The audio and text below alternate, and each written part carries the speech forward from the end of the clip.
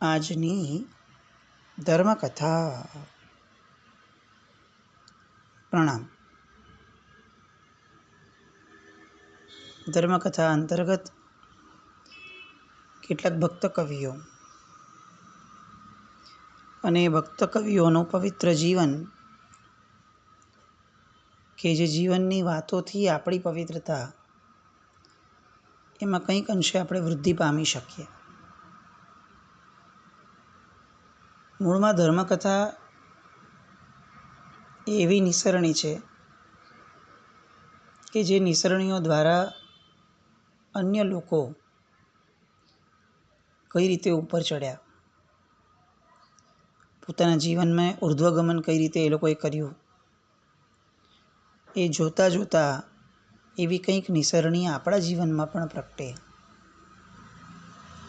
એવો માનસિક પુરુષાર્થ કરવા માટે આપણે સક્ષમ બની શકીએ, એવો એક પ્રયત્ન એટલે ધર્મકથા.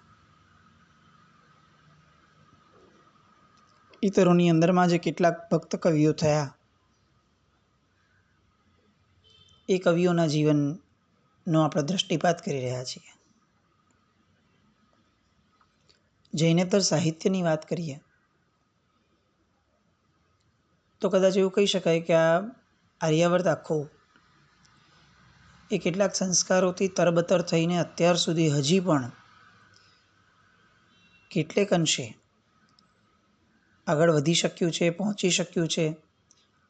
કરોડો વર્ષથી આ બધી સંસ્કૃતિઓ પોતાના મૂલ્યોને જતન કરી અને અહીંયા સુધી પહોંચી શકી છે. ભાંગ્યો તોય ભરૂચ, એ કહેવત પ્રમાણે કદાચ એમ કહી શકાય કે આટલા આક્રમણ થયા, ઘણું ગુમાવ્યું, અને તેમ છતાં પણ આપણે સાવ નષ્ટ નથી થઈ ગયા. એમાં ઘણા બધા કારણો છે. એમાંનું એક કારણ છે એ છે જૈનેતર સાહિત્યોની અંદર મળેલા કેટલાક મહાકાવ્યો. આ આર્યાવર્તની અંદરમાં હજી પણ રામાયણ અને મહાભારત, આ બંને કાવ્યો દ્વારા જે વાર્તાઓ આ જગતને મળી છે, અને એ વાર્તાઓના વારંવાર પઠન દ્વારા ઘરની અંદરમાં કઈ રીતે જીવવું, પરસ્પરનો સ્નેહ કઈ રીતે રાખવો, જો એકબીજા સાથે સમન્વય ન સધાય તો કેવા યુદ્ધો થઈ શકે છે, કેવું પરિણામ આવી શકે છે, એ બધી વાતો અને એ જ મહાભારતના યુદ્ધમાંથી જન્મેલી ભગવદ્ ગીતાની વાતો, ઉપદેશાત્મક પ્રરૂપણા, જેની અંદરમાં સ્વધર્મથી માંડી અને છેક અધ્યાત્મ સુધીની વાતો પોતપોતાના સ્તર ઉપર જે લખાણી છે, આ બધાના કારણે એક બહુ જ મોટો વર્ગ છે કે જે હજી પણ મૂલ્યોને જીવનમાં સાચવી શક્યો છે. અને આવું એક મહાકાવ્ય એટલે રામાયણ. રામાયણ માટે એવું કહેવાય છે કે રામાયણ અત્યાર સુધીની અંદરમાં સેંકડો વર્ષોની અંદરમાં હજારો લોકોએ આ રામાયણને અલગ અલગ ભાષાની અંદરમાં અનુવાદ કર્યો. તે સમયે થયેલા સમાજ સુધારકોએ, તે સમયે થયેલા ભક્ત કવિઓએ રામાયણને પોતાના દૃષ્ટિકોણથી મૂલવવા માટે અને આવનારી પેઢીને રામાયણના મુખ્ય સંદેશાઓ પહોંચાડવા માટે અથાગ પ્રયત્ન કર્યો. અને એમાંનું એક બહુ જ મોટું અને ઊંચું કહી શકાય એવું નામ, સર્વમાન્ય કહી શકાય એવું નામ એટલે ભક્ત કવિ તુલસીદાસજી. અનેક રામાયણોની અંદરમાં તુલસીદાસજી કૃત રામાયણ જે છે એ કદાચ સર્વમાન્ય છે. એમને જે રીતે રામચરિત માનસને મૂળભૂત રીતે મહાકવિ વાલ્મીકીએ જે લખ્યું હતું એના પ્રતિબિંબ રૂપે જે એમણે પ્રગટ કર્યું છે, અને જે રીતનો એક પ્રકાશ એમણે રેલાવ્યો છે, એ સૂર્ય સમાન તેજસ્વીતાવાળો છે. કેટલાક રામાયણ એવા છે કે જે રામાયણ રચનારે પોતાની અંદરની જે પ્રકૃતિ હોય ને એ પ્રકૃતિને પણ એમણે ઢાળી એમાં, એટલે એ બહુ શાંત રસવાળા હોય. પણ આ તુલસીદાસજી કૃત રામાયણ જે છે એ અનેક રસોને સાથે લઈને ચાલવાવાળું રામાયણ છે. અને એટલે એવું કહી શકાય કે લોકોના અતિ પ્રિય જે કાવ્યો બન્યા એમાંથી આ એક કાવ્ય તુલસીદાસજી કૃત રામચરિતમાનસ બની શક્યું. આ તુલસીદાસજી જે સહજ શબ્દના ધારક હતા, જેમને કશાય પ્રયત્ન વિના જે વાણી એમની નીકળતી, જે સરસ્વતી એમના હાથ દ્વારા વહેતી, એ કોઈને પણ આશ્ચર્ય પમાડી દેવી હતી. પણ આશ્ચર્ય એ નથી કે એમણે રામાયણ રચ્યું, આશ્ચર્ય એ છે કે એમના જીવનની અંદરમાં જે ઘટનાઓ બની એ ઘટનાઓમાં જે રીતે વળાંકો આવ્યા, કેટલાક ટર્ન છે ને એ નાના હોય ને કેટલાક એકદમ યુટર્ન હોય. તો તુલસીદાસજીના જીવનમાં યુટર્ન ઘણા છે. આજે આપણે એ યુટર્નની વાત એ જોવાનો પ્રયત્ન કરવો છે. સંવત 1554 ફાગણ માસની 7મી તિથિએ પ્રયાગ પાસેના રાજપુર નામના ગામની અંદરમાં આત્મારામ દુબે નામના બ્રાહ્મણના ઘરે તુલસીદાસજીનો જન્મ થયો. આપણે જેને અતિ પવિત્ર ગણીએ છીએ એ વ્યક્તિઓના જીવન જ્યારે જીવંત હતા ને ત્યારે એટલા પવિત્ર લોકોએ નહોતા માન્યા. આ તુલસીદાસજી જ્યારે જન્મ્યા ત્યારે 32 દાંત સાથે લઈને જન્મ્યા હતા. અને એ અત્યંત અપશુકન્યાળ ગણાયો. એટલી હદ સુધીનું કે જન્મતા વેત જ એમના પરિવારે આ 32 દાંત જોયા અને આ શિશુનો ત્યાં ત્યાગ કરી દીધો. કેટલાક પુણ્ય લઈને પણ એવું આવ્યા હોય. આપણે ત્યાં એક આગમવાણીની અંદરમાં એક આગમની જે ના કાવ્યો આપણે ત્યાં આવે છે એમાં આવે છે કે ઘણીવાર ઘણા કર્મો છે ને એક જ્ઞાનાવરણીય કર્મના ઉદય કહેવાય. ઘણા પરિણામો, જેમ કે બાળકને માનો સ્નેહ ન મળવો, આપણને એમ લાગે કે આ તો મોહનીય કર્મનો ઉદય ગણાય, પણ ના, આ જ્ઞાનાવરણીય ઉદય છે. કેમ? કારણ કે માં ન મળવી એટલે ઘડતર ન મળવું એ, અને ઘડતર પામવું એ જ્ઞાનાવરણીય કર્મનો ક્ષયોપશમ છે. આગમની આશાતના, જ્ઞાનની આશાતના વડે શું શું થઈ શકે, ખાલી તોતળો ને બોબડો થઈ શકાય એવું નહીં. એવા ભવ મળે કે જેમાં માં ન હોય.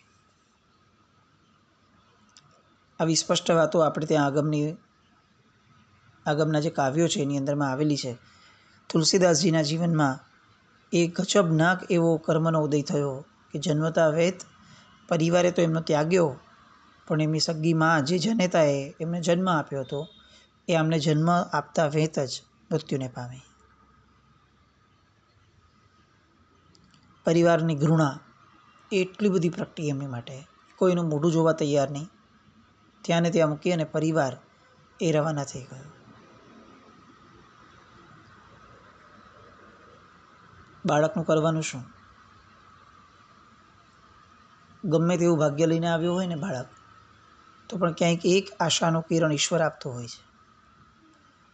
એ પરિવારની જે નોકરાણી હતી એ નોકરાણીને દયા આવી. બાળકને આમ કઈ રીતે રાખી શકાય?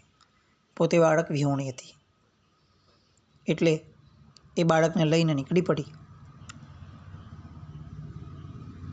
6 વર્ષ સુધી એણે બાળકની સાર સંભાળ કરી. એનું નામ પાડ્યું તુલસીદાસ. પ્રકૃતિ દેવીની લીલા અપરંપાર છે. દરેક સૂર્યોદય એ જેમ સૂર્યાસ્તને ફોલો કરે છે એવી રીતે દરેક સૂર્યાસ્ત પછી પણ એક સૂર્યોદય આવે જ છે. જેમ ઋતુઓ બદલાતી રહે છે એમ પુણ્યો પણ બદલાતા રહે છે. આ તુલસીદાસ બાળપણથી જે જન્મ્યા અને આ નોકરાણી જે લઈને નીકળી ઘરની, એને હવે એક રામચંદ્રજીનું જે મંદિર હતું, ભગવાન રામચંદ્રજીનું, એ મંદિરની અંદરમાં નોકરી શરૂ કરી. એટલે તુલસીદાસજીનું આખું બાળપણ જે છે એ ભગવાન રામચંદ્રજીના સાનિધ્યની અંદરમાં ગયું. જે બાળક માનો ખોળો નથી પામી શક્યો, એ બાળકને ભગવાન મળ્યા સ્વયં. એ બધી રામચંદ્રજીની પૂજા વિધિ જુએ, મંદિરમાં થતી આરતી વગેરે જુએ, એમના પ્રત્યેના લોકોના અહોભાવ જુએ, લોકો જે રીતે રામચંદ્રજીને સાષ્ટાંગ દંડવત પ્રણામ કરે એમની શ્રદ્ધા જુએ. આ બધું જોતાં જોતાં બાળપણથી એના મનની અંદરમાં એક વસ્તુ ઠસાઈ ગઈ કે આ સૃષ્ટિના નિયંત્રા જે છે, જે નિયંત્રણ કરે છે, એ આ ભગવાન રામચંદ્ર છે. પોતાના દુઃખો કંઈ ઓછા ન હતા. એટલે 5-6 વર્ષના થયા અને જે માતા એમને લઈને આવી હતી, એ નોકરાણી, એ પણ મૃત્યુ પામી. એટલે હવે 6 વર્ષનું એનું કોમળ હૃદય એણે ભગવાનને શોધ કરવાની શરૂ કરી. એની ઉત્કંઠા પણ વધવા લાગી, વય વધવા લાગી, એવી જ રીતે સમજણ વધવા લાગી, બુદ્ધિનો વિકાસ વધવા લાગ્યો. જ્ઞાન મેળવવા માટે એક વ્યાકુળતા ઊભી થઈ. પણ એ જ્ઞાન કયું? તો કે અંતઃકરણમાંથી જે સંતુષ્ટિ આપે એવું જ્ઞાન, પરમાત્માને પ્રાપ્ત કઈ રીતે કરવા એ વાળું જ્ઞાન. આ ઇન્દ્રિયોથી જે ઇન્દ્રિયાતીત છે એને કઈ રીતે સમજવું એ જ્ઞાન. અને આમ આગળ વધતા વધતા વધતા રામશૈલ નામની જગ્યાએ પહોંચ્યા. અને એ જગ્યા ઉપર અનંતાનંદજી નામના એક સંત એ ત્યાં સમાધિમાં હતા. એમને જોઈ અને તુલસીદાસજી ઠરી ગયા. પૂર્વનો ઋણાનુબંધ હશે કે એમને જોયા ને એમને એવું લાગ્યું કે બસ મારે જે મેળવવું છે કદાચ એ આ જ મહાપુરુષ મને આપી શકશે. પણ એ મહાપુરુષ તો અત્યારે સમાધિસ્થ છે. એટલે એ સમાધિમાંથી બહાર ન નીકળે ત્યાં સુધી આ બાળકે એમની સેવા કરવાનું શરૂ કર્યું. એમની ગુરુ ભક્તિ કરે, એમની સેવા કરે, આજુબાજુની બધું શુદ્ધિકરણ કરે. કેટલાક દિવસો વીત્યા. અનંતાનંદજીએ સમાધિમાંથી બહાર પદાર્પણ કર્યું. એ યુવાનને જોયો, બાળ કિશોરને, એની જ્ઞાન પીપાસા, એની પરમ તત્વને જાણવાની વ્યાકુળતા, આ બધું જોયું અને આ અનંતાનંદજી જે છે એ પ્રસન્ન થયા. એમના ઓલરેડી એક શિષ્ય હતા નરહરિનંદજી. એમણે આ તુલસીદાસને કહ્યું કે તું આ નરહરિનંદજીની પાસે રહેજે. એ નરહરિનંદજીએ કેટલોક વખત સાથે એમને રાખી અને એમને દીક્ષા આપી. શ્રી રામનો મંત્ર આપ્યો અને દીક્ષા પછીનું નામ, સંન્યાસ પછીનું નામ રામ બોલા આ રાખ્યું.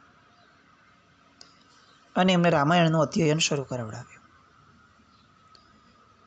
આદિકવિ વાલ્મીકીના રામાયણનું અધ્યયન અને ચિંતન કરતાં કરતાં એક વાક્ય આ તુલસીદાસજીને મળ્યું કે જેની એ શોધ કરતા હતા. રામો વિગ્રહવાન ધર્મ.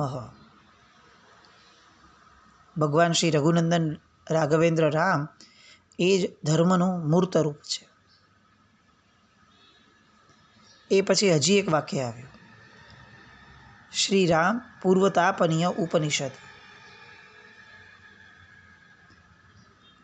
અને આ વાક્યથી એમને એ અંદરમાં ઠસાઈ ગયું કે જે અનંત છે, નિત્યાનંદ છે અને જે ચિન્મય પરબ્રહ્મ છે એ જ રામ છે. અને એ જ રામની અંદરમાં યોગીઓ ભ્રમણ કરે છે. બસ એ વાક્યનું પઠન કરતાં કરતાં હવે જાણે એમના લોહીના અણુ અણુમાં રામ વસતા ગયા. સંત છે, એક જગ્યાએ તો રહે નહીં. રામાયણ વગેરેનું અધ્યયન ખૂબ થયું. એટલે ગુરુએ એમને મોકલ્યા કે હવે તમે દિશાટન કરી શકો એમ છો. અને તુલસીદાસજી પોતાનું ગામ રાજપુર ત્યાં પધાર્યા. પેલું એમને એમ થયું કે હું મારા પિતાની ભાળ મેળવું. ત્યાં ગયા, શોધે છે ત્યારે ખ્યાલ આવે છે કે એમના પિતા તો અવસાન પામી ગયા છે. આવ્યા છીએ એટલે હવે રામકથા લેવાની શરૂ કરી. એમની વાણીની અંદરમાં એવો રસ, એવું માધુર્ય, એવો કથાનો પ્રવાહ કે જાણે એમ લાગે કે ભાગીરથી વહી રહી છે. એટલે વિદ્યુત વેગે ગામો ગામ આ સમાચાર પહોંચવા લાગ્યા અને હજારો ભાવિકો એમના કથામૃતનું પાન કરવા માટે પ્રતિદિન આવવા લાગ્યા. જન્મ્યો ત્યારે જે રીતે તજાયેલો, પોતાનો પરિવાર પણ જેને ન પ્રાપ્ત થયો, એવો માણસ આજે હજારો લોકોનો એક ચાહીતો વ્યક્તિ બની ગયો. પણ જીવન કોનું ના? જ્યાં વળાકો ન હોય એ જીવન કઈ રીતે કહી શકાય? પવિત્રતાની કદાચ પરાકાષ્ઠાથી ખૂબ નજીક પહોંચી ગયેલા એવા ભક્ત કવિના જીવનમાં ફરી એક વળાક આવ્યો. જેમણે આ જગતના શ્રેષ્ઠતમ વ્યક્તિઓ જેને કહી શકાય એ સમયના, પોતાની અપેક્ષાએ એવા વ્યક્તિની પાસે જેણે પોતે સંન્યાસ લીધો છે, એ પછીથી ભગવાન રામચંદ્રજીનું જીવન જ જેના અણુઅણુમાં વ્યાપી ગયું છે, એ માણસને અચાનકથી હવે મોહ વ્યાપ્યો. જે ભક્તો કથામૃતનું પાન કરવા માટે આવતા હતા, એમાંની એક કન્યા, એનું નામ રત્નાવલી, અને રત્નાવલી પર તુલસીદાસજીનું મન મોહાયું. સંવત 1583માં તુલસીદાસજીએ લગ્ન કર્યા. આ રત્નાવલી નવયુવાન અને સાક્ષાત રતિસુંદરી કહી શકાય એટલી સુંદર એવી આ રૂપવતી કન્યા, એ કન્યા સાથે તુલસીદાસજી એ એટલી હદ સુધી રંગે રંગાયા. એનું લાવણ્ય, એની બુદ્ધિ, એની પતિભક્તિ એ એટલી બધી અપ્રતિમ હતી કે તુલસીદાસજીએ રામ ભક્તિને ભૂલી દીધી. રૂપ અને લાવણ્યની ભક્તિ શરૂ થઈ ગઈ અને એમને એવું લાગ્યું કે હવે હું એક ક્ષણ પણ આ સ્ત્રીનો વિરહ સહન નહીં કરી શકું. ધીરે ધીરે આ કથામૃતનું પાન જે થતું હતું એ પણ બંધ થયું. બસ એક સામાન્ય બ્રાહ્મણની જેમ ભિક્ષા લઈ અને જીવન નિર્વાહ થવા લાગ્યો. કારણ કે કથામૃતના પાન કરવા સમયે જે કલાકોના કલાકો વહી જાય, એ કલાકો આ પત્ની વિના જીવવા એમને અશક્ય લાગતા હતા. એટલો મોહ એમના મનમાં જાગ્યો. કેવો વળાંક જીવનનો, કોણ કલ્પના કરી શકે? અને આમને આમ કેટલાક વર્ષો વીત્યા અને એક દિવસ આ રત્નાવલી પોતાના પિયરમાં પ્રસંગ હતો એટલે તુલસીદાસજીએ ના પાડી હતી અને તેમ છતાં એ પોતાના પિયરે ગયા. કેટલીક ઘડીઓ વીતી અને તુલસીદાસજીને ખ્યાલ આવી ગયો કે હવે આ પોતાના પિયરે વહી ગઈ લાગે છે. પત્નીનો વિરહ તો કોઈ કાળે સહન કરી શકાય એવો નહોતો. એટલે તરત એ પોતાની જે ક્ષણો વીતી વીંછીના ડંખ જેવી, એના કારણે કોઈ પણ જાતનો આગળ પાછળનો વિચાર કર્યા વગર એ સાસરે પહોંચ્યા. અને સાસરે પહોંચી અને રત્નાવલીની સામે ઊભા રહી ગયા. શાસ્ત્રોમાં એક સુભાષિત આવે છે જેમાં લખ્યું છે કે કામ ભોગોથી કદાપી ક્યારેય પણ તૃપ્તિ મળતી નથી. જે રીતે પ્રજ્વલિત અગ્નિને આહુતિઓથી તૃપ્તિ નથી પ્રાપ્ત થતી, એવી રીતે કામ સુખોમાં જેમ જેમ પ્રવૃત્તિ વધતી જાય છે તેમ તેમ વિષય ભોગોમાં તૃપ્તિ નથી મળતી. વિષય ભોગો વધુ ને વધુ એની ઈચ્છા વધતી જાય છે. બસ આવું જ તુલસીદાસજીના મન પર થઈ ગયું હતું. એમનું મન, એમની બુદ્ધિ, એમની ઇન્દ્રિયો, આ બધાને જાણે કામ નામનો સર્પ ડસી ગયો હતો. ભગવદ્ ગીતામાં જે વાત લખી છે કે કામ ભાવ ઇન્દ્રિયો, મન અને બુદ્ધિમાં વાસ કરે છે. આ ત્રણેય સ્થાનોમાં રહેલ કામ એ મનુષ્યના જ્ઞાનને આચ્છાદિત કરી અને એને મોહિત કરી અને સંભ્રમિત કરી દે છે. બસ એક્ઝેક્ટ આ જ ઘટના આ તુલસીદાસજીના જીવનમાં થઈ. આપણે અત્યારે કલ્પના કરીએ કે જે તુલસીદાસજીનું નામ લેતા અનેક લોકો જીવનમાંથી પોતાના મોહને ઓછા કરે છે, એ તુલસીદાસજીનું જીવન એ આવું કેવું એ થઈ ગયું હશે, કેવા મોહિત થયા હશે, કેવો કર્મનો ઉદય હશે, અને કઈ રીતે જીવ પોતે ભ્રાંતિની અંદરમાં સપડાતો જાય.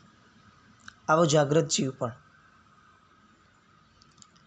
એ તો પિયરમાં આવેલી રત્નાવલી પાસે ગયા અને ત્યાં જઈ અને તુલસીદાસે કામ સુખની ઈચ્છા પ્રગટ કરી. પણ એમનું ભાગ્ય જુઓ, એમને પત્ની મળી, એમને મોહ થયો તો પણ એવી વ્યક્તિ પર થયો કે જે વ્યક્તિ પોતે મનથી જાગ્રત હતી. અને આ તુલસીદાસજી એ ફરીથી એક ગુરુણી તરીકે આ તુલસીદાસજીને એમની પત્ની પ્રાપ્ત થઈ. રત્નાવલી એ સમયે સમજે છે કે આ પોતાનો પતિ એ તો પોતાનો ધર્મ ભૂલી ગયો લાગે છે. અને ત્યારે એ સમયે પોતાના પિયરની અંદરમાં પ્રસંગમાં આવેલી આ સ્ત્રીએ પોતાના પતિને જે રીતે ટેકલ કર્યો, પોતાના પતિની કામ ભોગની ઈચ્છાઓ સંતુષ્ટિ કરી એવું નહીં, પોતાના પતિને જે રીતે એના કામ ભોગને લપડાક મારી છે અને પછીથી જે રીતનો એક ફરીથી યુટર્ન આ તુલસીદાસજીના જીવનમાં આવ્યો છે, એ બધી વાતો માટે અને સ્ત્રીની શક્તિઓ એ કેવી અપ્રતિમ છે એ સમજવા માટે ફરીથી આવતીકાલે મળીએ. જીનાજ્ઞાવૃત્ત કંઈ પણ બોલાયું હોય તો મિચ્છામિ દુક્કડમ. જૈનમ જયતિ શાસનમ.